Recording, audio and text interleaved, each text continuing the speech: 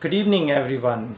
Myself Soumendra Das from Dashing Golden Diaries, welcoming everyone to my YouTube channel Dashing Golden Diaries. आज हम बात करेंगे आप सभी लोगों का इस्तकबाल करते हुए नारी की योग्यता के बारे में। नारी यानी कि स्त्री, या तो कोई किसी की बहन या किसी की माँ या किसी की सहेली या किसी की भाभी भी हो सकती है। तो उसकी एक योग्यता होती है, उसकी एक आधारशिला होती है, उसकी एक अहमियत होती है, उसका एक महत्व होता है जिसकी वजह से वो इस धरती पर आई हैं। और उनका जो जन्म हुआ, भगवान श्री नारायण ने जब नारी को जन्म दिया, जब उन्होंने नारी को पैदा किया महालक्ष्मी माता के रूप में, या माँ वैष्णवी के रूप में, या माँ महालक्ष्मी, महाकाली, महासरस्वती के रूप में, तो उसका अर्थ क्या है, उसके बारे में हम आज चर्चा करेंगे। देखिए, ज़माना बहुत आगे जा चुका है और ये आधुनिक युग है। जैसे द्वापर युग था या त्रेता युग था या उससे पहले सतयुग था, तो और फिर कलयुग आया, तो उसमें हमारे जो रामायण और महाभारत में जिस प्रकार की बातें की गई हैं, जो हमारा इतिहास है कि धीरे धीरे युग परिवर्तन होता है, तो आधुनिक युग जो है, आधुनिक सभ्यता आएगी, तो उसके हिसाब से, उसके एतबार से जो ज़माना बदल गया। देखिए, हिंदी पहले बोली जाती थी, संस्कृत बोली जाती थी, अब हम उर्दू बोल रहे हैं, हिंदी उर्दू मिला के बोल रहे हैं, हिंदुस्तानी बोल रहे हैं। और देखो कि पाकिस्तान हिंदुस्तान बन गया, हम हो गए हिंदुस्तानी, वो हो गए पाकिस्तानी। तो ये सब किसको पता था और किसको नहीं पता था? भगवान को तो सब पता था। महाभारत युद्ध में भी ऐसे ही हुआ, पांडव एक दल बन गए थे, कौरव एक दल बन गए थे। रामायण में भी ऐसे ही हुआ था, रावण के दल में कुछ लोग गए, कुछ लोग राम जी के साथ रहे, प्रभु श्री राम के साथ में रहे। तो ये युग तो जगन्नाथ जी का युग है। तो आज भी जगन्नाथ जी के युग में नारी को ये अधिकार है कि वो आगे बढ़े, कोई बात नहीं। तो ज़माना बदल गया है, मॉडर्न कल्चर आ गया है। तो आज जब हम अपनी बहू बेटियों के लिए जब हम रिश्ता ढूंढने जाते हैं, तो हम एक लड़के को देखते हैं वैसे ही, लेकिन जो पहले ज़माने में होता था, आज कुछ ऐसा नहीं हो रहा है, बहुत कुछ एडवांस्ड हो चुका है।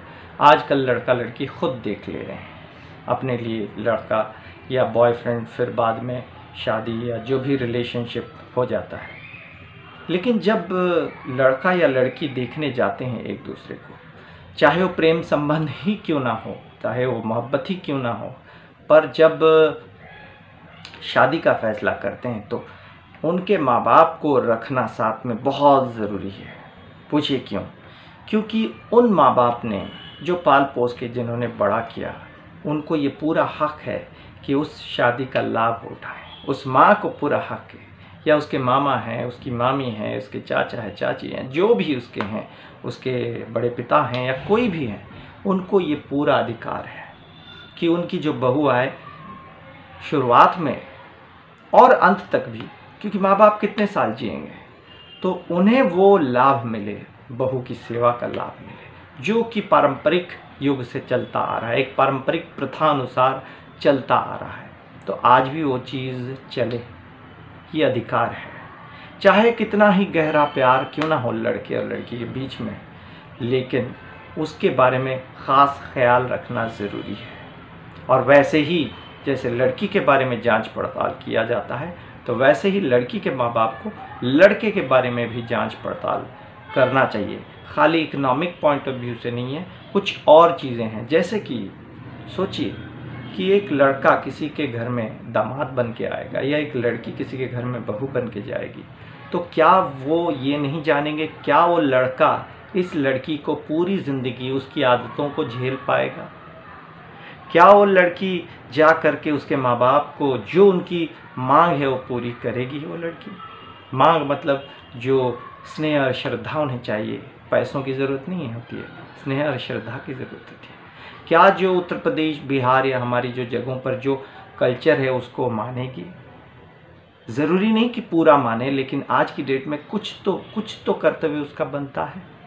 क्या वो परिवार में जा कर के शादी के बाद वैसे ही जो चीज़ें होती हैं, प्रथाएं होती है, तो उसका पालन करेगी? क्या उसे राजमा चावल बनाना आता है लड़की को? या लड़की को अगर कुछ चीज़ें पता नहीं है, क्या लड़का उसकी मदद करेगा? और अगर लड़की को राजमा चावल या कढ़ी चावल बनानी नहीं आती हो तो क्या लड़का इन चीज़ों को झेलेगा, या खाली प्रेम के चक्कर में शुरुआत में कह देता है कि हाँ हाँ हाँ सब कुछ हो जाएगा, बाद में ऐसा नहीं होगा। बहुत सारी चीज़ें हैं और ध्यान रखें, जैसा जो बोएगा वैसा वो काटेगा, ये भी एक सत्य है। कर्म जैसा करते हैं हम वैसे ही फल पाते हैं। हो सकता है फल 2 दिन के बाद पाएंगे या 4 दिन के बाद या 4 बरस के बाद, पर फल तो ज़रूर मिलेगा। तो कुछ माँ बाप ऐसे भी हैं जिन्होंने अपनी बेटी को कुछ चीज़ें नहीं सिखाई हैं, तो वे भी ये उम्मीद ना रखें कि उनके घर में कोई बहू आएगी तो उन्हें भी वही चीज़ दे। ज़रूरी नहीं, हो सकता है वो चीज़ वो ना पाएँ, क्योंकि कर्म जैसे उन्होंने किया वैसे ही वो फल पाएंगे। तो इसलिए हम सब हमारे समाज को, आधुनिक समाज को, ज़माने को आगे बढ़ते हुए देखते हुए हमें ये मान लेना चाहिए कि हम चाहे कितना भी आगे चले जाएं, हमारी जो शिक्षा पद्धति है, हमारी जो तालीम है, उसमें हम कमी ना रखें। जितना हो सके हमारी जो पारंपरिक प्रथाएं हैं उनके बारे में हम अपनी बेटियों को ज़रूर समझाएं, और क्यों केवल बेटियों को, बेटों को भी समझाएं, क्योंकि जैसे ही सुपुत्री है वैसे ही सुपुत्र भी है। अगर इस तरह से हम कर लें तो शायद जो बहुत सारी शादियां टूट रही हैं वो टूटने से बच जाएं।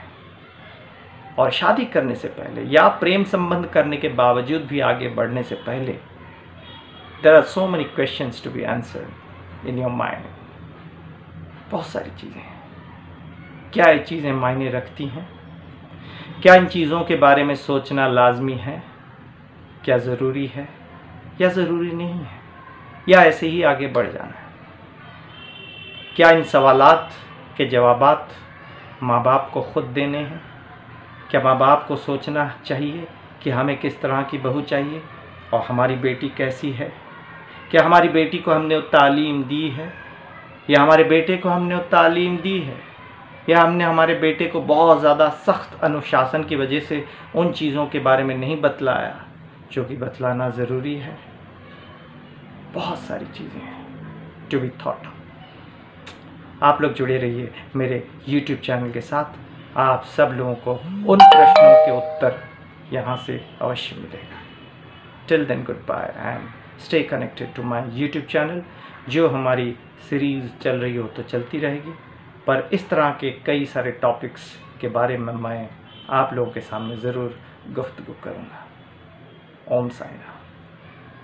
हमारी प्रथा, हमारी सभ्यता और हमारे भारतवर्ष की संस्कृति को ना भूलें, उसे बचाए रखें। यही इस चैनल का कर्तव्य है, और इस चैनल के ज़रिए आप हमारी संस्कृति को बचाने का प्रयत्न करिए। यही हमारी उम्मीद है आप लोगों से।